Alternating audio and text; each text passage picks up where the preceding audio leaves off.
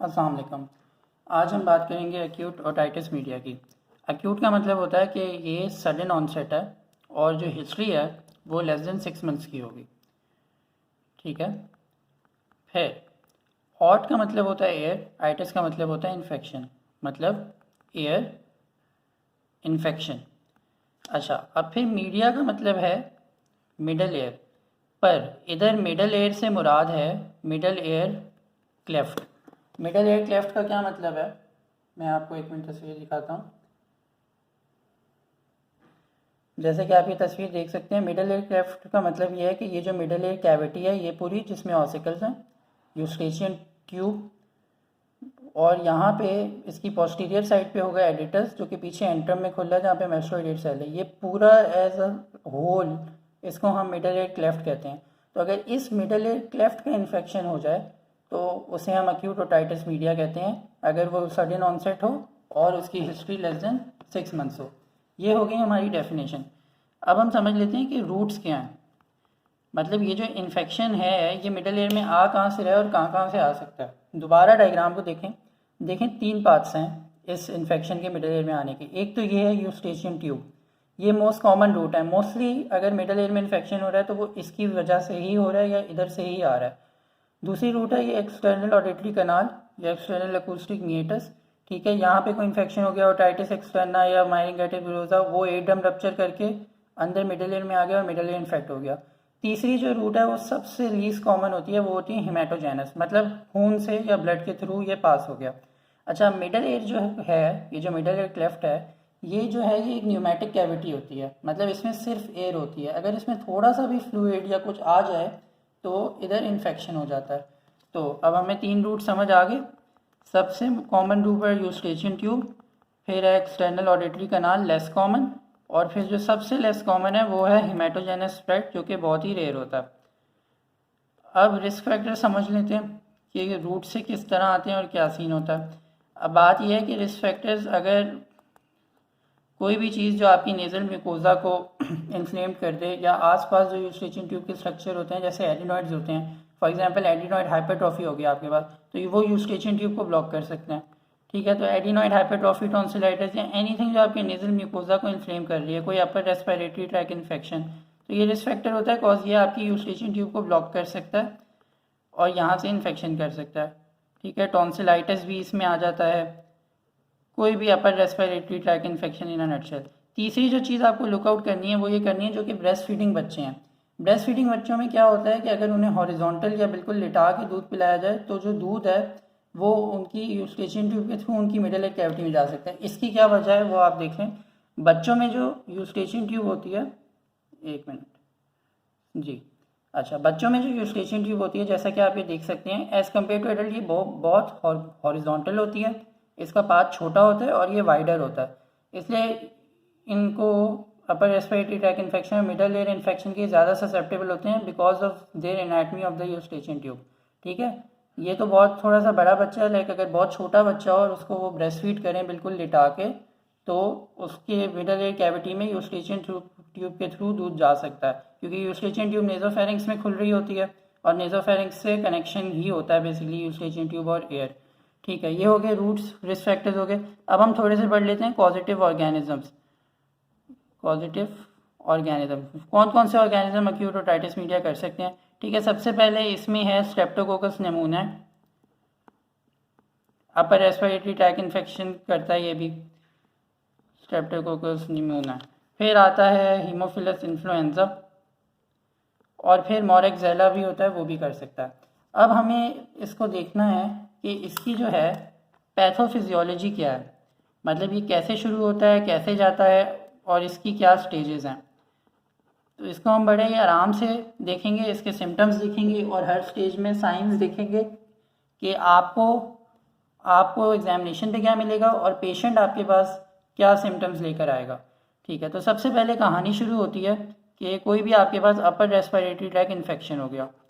ठीक है, अब अपर रेस्पिरेटरी ट्रैक इन्फेक्शन हुआ तो क्या हुआ कि आपकी यूस्टेशियन ट्यूब जो है नेजल म्यूकोजा इन्फ्लेम्ड होने की वजह से या अपर रेस्पिरेटरी ट्रैक इन्फेक्शन की वजह से आपकी यूस्टेशियन ट्यूब हो गई ब्लॉक। ये स्टेप 1 होता है। ठीक है, आपकी यूस्टेशियन ट्यूब हो गई ब्लॉक। अब यूस्टेशियन ट्यूब के जो हैं बहुत मुख्तलिफ फंक्शन होते हैं। 2 फंक्शन आपको याद रखने हैं एक्यूट ओटाइटिस मीडिया के उसमें। पहला फंक्शन ये है कि ये जो है मिडल एयर कैविटी के साथ, जो मिडल एयर कैविटी में एयर प्रेशर होता है वो उसको एक्सटर्नल इन्वायरमेंट के साथ बैलेंस करता है, that is air pressure maintenance between the middle air and the external atmosphere. ये इसका बहुत इंपॉर्टेंट फंक्शन होता है। और दूसरा फंक्शन जो इसका है वो ये है कि अगर मिडल एयर कैविटी में कोई भी फ्लूइड आता है तो वो इसके थ्रू ड्रेन हो जाता है नेजोफेनिक्स में, ताकि मिडल एयर कैविटी में कोई भी फ्लूइड ना रहे। तो अब अगर यूस्टेशियन ट्यूब आपकी हो गई ब्लॉक तो एयर प्रेशर मेंटेनेंस तो आपकी चली गई। तो अब होगा क्या? होगा ये कि जो आपकी मिडल एयर कैविटी है या मिडल एयर क्लेफ्ट है उसमें जनरेट हो जाएगा नेगेटिव प्रेशर। अब किसी भी चीज़ में अगर नेगेटिव प्रेशर जनरेट होता है तो वो कोशिश ये करता है कि वो कैविटी को पुल इन करने लग जाता है, लाइक हर चीज़ को वो सक इन करने लग जाता है। अब आपका जो मिडल एयर क्लेफ्ट है, अगर हम तस्वीर दोबारा देखें, आपका जो मिडल एयर क्लेफ्ट है इसकी मोस्टली जितनी भी वॉल्स हैं वो मोस्टली बोनी वॉल्स हैं, तो जितना भी नेगेटिव प्रेशर है वो उसको सक नहीं कर पाता। सिर्फ एक वॉल है जो कि बोन की नहीं बनी हुई, वो है इसकी लैटरल वॉल, जो कि है ये मेम्ब्रेनस वॉल, जहाँ है टिम्पैनिक मेम्ब्रेन। तो होता क्या है कि क्योंकि इसमें नेगेटिव प्रेशर है और ये हर चीज़ को सक इन कर रहा है, तो टिम्पैनिक मेम्ब्रेन जो है आपकी वो थोड़ी सी रिट्रैक्टेड हो जाती है। अब टिम्पैनिक मेम्ब्रेन नॉर्मली तो बाहर इस तरह नहीं होती, अब ये रिट्रैक्ट हो गई। तो अब होगा क्या कि हमारा जो कंडक्टिव अपैरेटस है, जैसे बिकॉज कंडक्टिव हेयरिंग का एक इंपॉर्टेंट कंपोनेंट होता है टिम्पैनिक मेम्ब्रेन, वाइब्रेशन से ये ऑसिकल्स को वाइब्रेट कर रहा है, तो अब तो ये हो गई रिट्रैक्ट। तो पेशेंट के पास अभी इधर क्या होगा, इसके पास कंडक्टिव हेयरिंग लॉस होगा इस पर, क्योंकि टिम्पैनिक मेम्ब्रेन रिट्रैक्ट हो गई। अब क्योंकि नेगेटिव प्रेशर है, टिम्पैनिक मेम्ब्रेन रिट्रैक्ट हो रही है, तो बहुत सारा जो मिडल एयर कैविटी की लाइनिंग है उसमें एडिमा भी हो जाएगा। तो ये है आपकी पहली स्टेज एक्यूट ओटाइटिस मीडिया की, जिसको हम कहते हैं स्टेज ऑफ ट्यूबोटिम्पेनाइटिस, या कुछ लोग इसको स्टेज ऑफ ट्यूबल एक्लूजन भी कहते हैं। कि हमारे पास जो यूस्टेशियन ट्यूब है वो ब्लॉक हो गई है, उसकी वजह से नेगेटिव प्रेशर जनरेट हुआ है और टिम्पैनिक मेम्ब्रेन जो है थोड़ी सी रिट्रैक्ट हो गई है। तो मेन सिम्टम जो आपका पेशेंट यहाँ पे आपके पास आएगा वो होगा कंडक्टिव हेयरिंग लॉस, और बहुत ही हल्की सी पेन होगी। तो अब क्या सीन है कि टिम्पैनिक मेम्ब्रेन रिट्रैक्ट हो गई, कंडक्टिव हेयरिंग लॉस है। अब आपको इस पर साइन क्या मिलेगा एग्जामिनेशन पे? अगर इस स्टेज में पेशेंट आता है तो आपको क्या मिलेगा? जो लेटरल प्रोसेस ऑफ मेलियस जो है, या हैंडल ऑफ मेलियस जो है, वो आपको बहुत ही प्रोमिनेंट नज़र आएगा इधर, लेटरल प्रोसेस ऑफ मेलियस।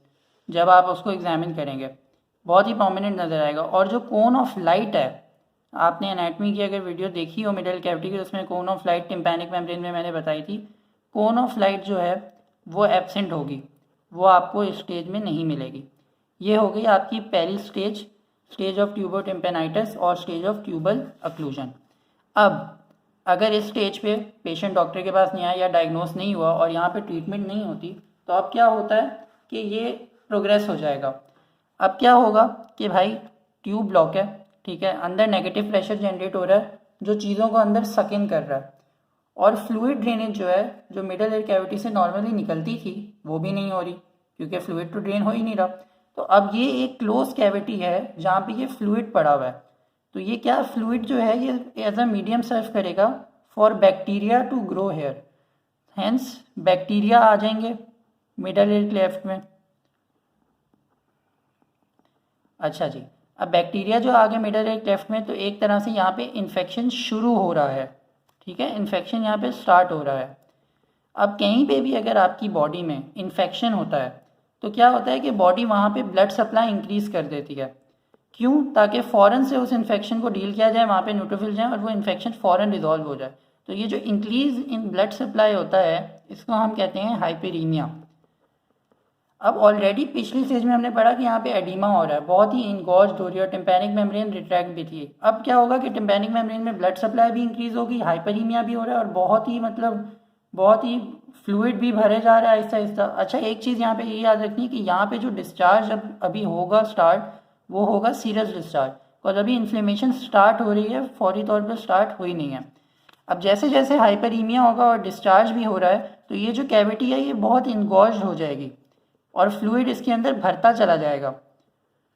अब जैसे जैसे इसमें फ्लूइड इंक्रीज़ हो रहा है तो जिस कैविटी में फ्लूइड इंक्रीज होता है वहाँ पे एक थ्रॉबिंग फील आती है, पल्सेटाइल फील आती है। तो पेशेंट आपके पास प्रेजेंट करेगा थ्रॉबिंग पेन के साथ, जैसे धक धक पल्सेटाइल हो रहा है थ्रॉबिंग पेन के साथ। और इधर एक इम्पॉर्टेंट साइन है जो आप लोगों ने याद रखना है, वो क्या है कि क्योंकि हाइपरीमिया हो रहा है इतना ज़्यादा, तो आपको जो टिम्पैनिक मेम्ब्रेन है वो बहुत ही वेस्कुलर और बहुत ही इंगॉज मिलेगी। इसको कहते हैं कार्ट व्हील साइन।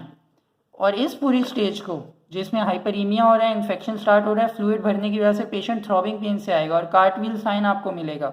इस स्टेज को हम कहते हैं प्री सपरेटिव स्टेज, और या उदयपुर में इसको लिखा हुआ है cathedral stage of cathedral inflammation.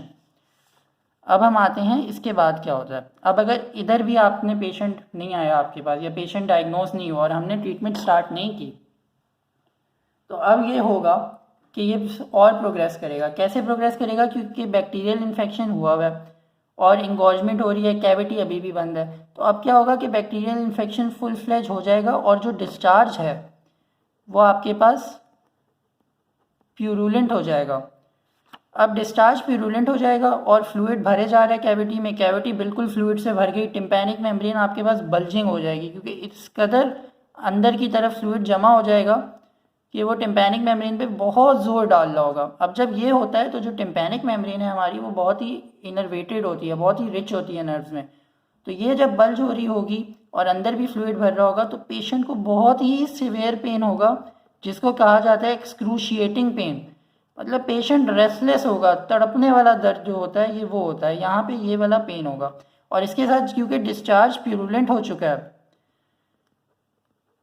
तो कई दफ़ा इसके साथ आपको फीवर भी मिल सकता है। अब होगा क्या? होगा ये कि टिम्पैनिक मेम्ब्रेन बिल्कुल ही बल्ज हो जाएगी, इतनी बल्ज हो जाएगी कि बस बिल्कुल ना रप्चर के करीब होगी। तो होता क्या है आपके पास कि जब ऐसी टिम्पैनिक मेम्ब्रेन आपके पास होती है तो उसमें एक जगह जहाँ पे प्रेशर मैक्सिमम होता है वहाँ पे ऐसे निप्पल लाइक स्पॉट बन जाता है। मतलब यहाँ पे प्रेशर मैक्सिमम है और बस टिम्पैनिक मेम्ब्रेन फटने वाली है। तो ये आपको साइन पे मिलेगा, ये जो निप्पल लाइक साइन है, अंदर एक इन्वल्जन टाइप बन रही है कि यहाँ से टिम्पैनिक मेम्ब्रेन बस बिल्कुल ही ना रप्चर होने वाली है। और बाकी आपको एक्सक्रूशिएटिंग पेन यहाँ पे मिलेगा और फीवर मिलेगा। इस स्टेज को हम कहते हैं स्टेज ऑफ इन्फ्लेमेशन या स्टेज ऑफ सपुरेशन। क्यों? क्योंकि यहाँ पे इन्फेक्शन पूरी तौर पे स्प्रेड हो चुका है और डिस्चार्ज आपके पास प्यूरुलेंट आ रहा है। अब अगर पेशेंट यहाँ पे भी डायग्नोस नहीं हुआ, यहाँ पे भी ट्रीटमेंट शुरू नहीं हुई, तो क्या होगा? तो फिर ये होगा कि टिम्पैनिक मेम्ब्रेन जो है वो रप्चर हो जाएगी। अब जब टिम्पैनिक मेम्ब्रेन रप्चर हो गई तो क्या हुआ? जितनी भी पस अंदर जमा हुई थी, जितना भी डिस्चार्ज था, जितना भी फ्लूइड था, वो बाहर आ जाएगा एक्सटर्नल ऑडिटरी कनाल में। तो जब डिस्चार्ज बाहर आ जाएगा और tympanic membrane is no longer bulging, तो जो आपकी पेन होगी, पेन आपकी रिलीव हो जाएगी। जब आपकी पेन रिलीव हो गई, इस वजह से इस स्टेज को हम कहते हैं स्टेज ऑफ रेजोल्यूशन। क्यों? क्योंकि आपकी पेन रिलीव हो गई। अच्छा, पेन यहाँ पे रिलीव हो गई है बट अंदर इन्फेक्शन अभी भी प्रेजेंट है, बैक्टीरिया ने इन्फेक्ट किया हुआ है, वो पस प्रोड्यूस कर रहे हैं। अगर स्टेज ऑफ रेजोल्यूशन पे भी डायग्नोज नहीं हुआ और हमने ट्रीट नहीं किया तो फिर क्या होगा? फिर होगी कॉम्प्लिकेशंस। कॉम्प्लिकेशंस क्या होगी कि पस कहीं भी स्प्रेड कर सकती है। अगर हम दोबारा उस तस्वीर को देखें या अगर आपको मिडल ईयर कैविटी की बाउंड्रीज याद हैं तो पस कहीं पे भी स्प्रेड कर सकती है। देखें, ये मिडल ईयर कैविटी है, इसके ऊपर मिडल क्रेनियल फोसा है, इनके बीच में सिर्फ ड्यूरा है। तो ये पस यहाँ से ड्रेन करके ऊपर मेनिंजिस को इवॉल्व कर सकती है, वहाँ पे एब्सेस बना सकती है। ऊपर ब्रेन में जा सकती है, वहाँ पे एब्सेस बना सकती है। मैस्टोइड में जा सकती है, मैस्टोइडाइटिस कर सकती है। टेम्पोरल बोन की पेट्रस पार्ट पे आ सकती है, पेट्रोसाइटिस कर सकती है। तो बहुत सारी कॉम्प्लिकेशंस ये कर सकती है, इसलिए इसको डायग्नोज करना ज़रूरी है। अच्छा, अब ये सब आपका हो गया, आपने सिम्टम समझ लिए, साइन समझ लिए। ये जितनी भी स्टेजेस हैं, पांचों स्टेजेस स्टार्टिंग फ्रॉम 1 till 5, ये स्टेजेस बहुत इंपॉर्टेंट है, ये आपने याद रखनी है कि पेशेंट आपके पास क्या सिम्टम लेके आएगा और आपको क्या साइन मिल रहा है उस पर, टिम्पैनिक मेम्ब्रेन की क्या क्या चेंजेस हैं, ये आपने अपने जहन में रखनी है। अच्छा जी, अब ये सब हो गया पैथोफिजियोलॉजी। अब हम देख लेते हैं कि पेशेंट आपके पास आया, आपने डायग्नोस कर लिया, इसमें से किसी भी स्टेज पे आपके पास पेशेंट आ सकता है, आपने डायग्नोस कर लिया, तो अब आपने ट्रीटमेंट क्या करनी है। लेकिन जैसे ही आपने डायग्नोस किया कि एक्यूट ओटाइटिस मीडिया है, फ़ौरन आपने ब्रॉड स्पेक्ट्रम एंटीबायोटिक्स स्टार्ट कर देनी है। ब्रॉड स्पेक्ट्रम एंटीबायोटिक्स में कौन सी, यूजुअली एमोक्सिसिलिन या एम्पिसिलिन यूज़ करते हैं, पर यह है कि यहाँ पे आपने डोज ना अच्छी देनी है, 10 to 15 डेज आपने देनी है ताकि इन्फेक्शन अच्छे से रिजॉल्व हो जाए। अगर पेशेंट से एलर्जी का पूछ लीजिएगा, अगर उसको एलर्जी है तो क्लेरिथ्रोमाइसिन भी दे सकते हैं। यूजुअली क्या यूज़ करते हैं, एमोक्सिसिलिन, एम्पिसिलिन, और अगर पेशेंट एलर्जिक है इनमें से किसी को, जैसे पेनिसिलिन एलर्जी होती है, तो आप उसकी जगह क्लेरिथ्रोमाइसिन यूज़ कर सकते हैं जो कि मैक्रोलाइड है। ठीक है जी, 10 से 15 दिन के लिए देने हैं। अब जब आपने ब्रॉड स्पेक्ट्रम एंटीबायोटिक दे दी, इसके बीच में आपने क्या करना है, आपने पस का कल्चर और सेंसिटिविटी करनी है ताकि आपको पता चल जाए कि कौन सा बैक्टीरिया और कौन सी एंटीबायोटिक चल रही है, रेजिस्टेंस तो नहीं है, और फिर आपने स्पेसिफिक एंटीबायोटिक देनी है इसके रिलेटेड जब आपके पास इसका रिजल्ट आ जाए। ये तो हो गया आपका पहला स्टेप। दूसरा स्टेप क्या है, दूसरा स्टेप ये है कि आपने देने हैं नेज़ल डीकंजेस्टेंस। नेज़ल डीकंजेस्टेंस में क्या होते हैं, इसमें ड्रॉप्स भी आते हैं, इसमें ओरल पिल्स भी आती हैं, एंटीहिस्टामिन्स भी हैं। ये आप क्यों दे रहे हैं, ये आप दे रहे हैं ताकि जो आपकी यूस्टेशियन ट्यूब ब्लॉक है वो ओपन हो जाए, यूस्टेशियन ट्यूब वापस पेटेंट हो जाए। तो आपने दे दिया नेज़ल डीकंजेस्टेंस। नेक्स्ट चीज़ आपने क्या करनी है कि पेशेंट के सिम्टम्स को ट्रीट करना है। अगर पेशेंट को पेन है तो एनाल्जेसिक्स दें, अगर पेशेंट को हाई ग्रेड फीवर हो रहा है तो फीवर को काम डाउन करें, एंटीपायरेटिक्स दें, एसिटामिनोफेन वगैरह, एंटीपायरेटिक्स। फिर आपने क्या करना है कि ये तो आपकी हो गई मेडिकल, वो आपने दवाइयाँ दे दी और ये दवाइयाँ असर लेंगी। इसके साथ साथ आपने क्या करना है, आपने करना है एयर टॉयलेट या ऑरिकल टॉयलेट करना है। ऑरिकल टॉयलेट में क्या होता है कि भाई आपने एयर को क्लीन कर दिया स्टेराइल उससे। अच्छा, आपने ऑरिकल टॉयलेट करना है, कान को साफ करना है, जो भी पस एक्सटर्नल ऑडिटरी कैनाल में बढ़ी है उसको क्लीन कर देना है। ठीक है, ऑरिकल टॉयलेट करके आपने रख देनी है मेडिकेटेड विक्स। मेडिकेटेड विक्स क्या होती है कि हम विक्स को लेते हैं, उसको ड्रॉप्स में रखते हैं एंटीबायोटिक्स या स्टेरॉयडल ड्रॉप्स में, और उसको वहाँ अंदर रख देते हैं ताकि वो क्लीन रखे एयर को, ताकि बैक्टीरिया दोबारा ग्रो ना कर सकें। ये आपकी सारी हो गई ट्रीटमेंट। अब क्या है कि जो टिम्पैनिक मेम्ब्रेन जो आपकी परफोरेट हो गई थी, यूजुअली क्या होता है कि जो टिम्पैनिक मेम्ब्रेन है वो बहुत ही रैपिडली हीलिंग स्ट्रक्चर होता है। लाइक अगर वो रप्चर हो तो वो 2 से 3 घंटे में वापस हील हो जाता है।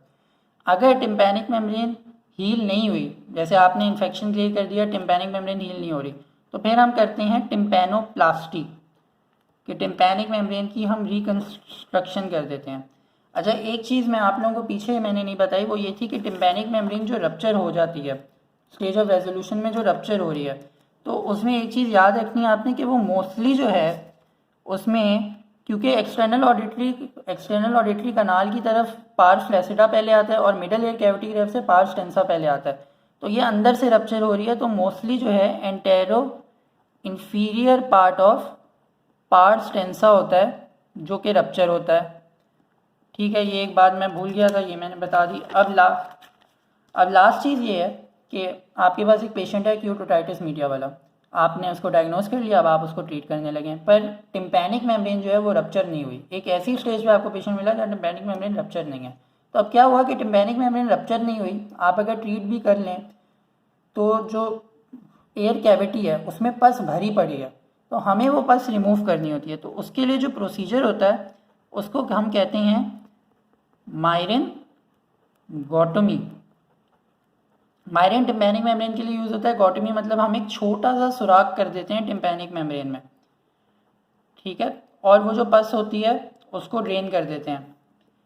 अब सुराख करते कहाँ हैं, सुराख मोस्टली हम करते हैं inferior quadrant of tympanic membrane. अच्छा, इसकी क्या तुक बनती है भाई, इंफीरियर क्वाड्रेंट में क्यों कर रहे हैं टिम्पैनिक मेम्ब्रेन के? तो फॉर एग्जांपल आप समझेंगे टिम्पैनिक मेम्ब्रेन है, ये लैटरल प्रोसेस ऑफ मेलियस आ रही है, ये मेलियलर फोल्ड्स और सारे आ रहे हैं। अब आपके पास इसके पीछे पस भरी पड़ी है। ठीक है, अब अगर आपने इसको ऊपर वाले क्वाड्रेंट में कट लगाया तो ऊपर वाली जो पस है वो तो यहाँ से निकल जाएगी, जो नीचे वाली पस है वो नीचे ही पड़ी रह जाएगी, क्योंकि उसके पास तो कोई पाथ ही नहीं निकलने के लिए। इसलिए हम हमेशा इंफीरियर क्वाड्रेंट में कट लगाते हैं, क्योंकि नीचे वाला भी निकल गया और ऊपर वाला भी ग्रेविटी से नीचे पुल आके सारा निकल गया। तो फिर इसलिए हम इसमें करते हैं मायरिंगोटमी। एक और चीज़ क्या होती है, वो होती है ग्रोमेट। अब ग्रोमेट का क्या सीन है भाई, जैसे मैंने आपको बताया टिम्पैनिक मेम्ब्रेन बहुत रैपिडली हीलिंग स्ट्रक्चर है, तो आपने मायरिंगोटमी की पल्स निकालने के लिए थोड़ा सा पस निकला और ये हील हो गई पूरी। तो ग्रोमेट क्या होती है, एक छोटा सा पाइप टाइप चीज़ होती है सिलिकॉन का, तो वो हम यहाँ कट लगा के इसमें प्लेस कर देते हैं और ताकि आपका पल्स ड्रेन होता रहो। ये होती है myringotomy. And that's all for acute otitis media. Let me know what you think in the comment section. Thank you.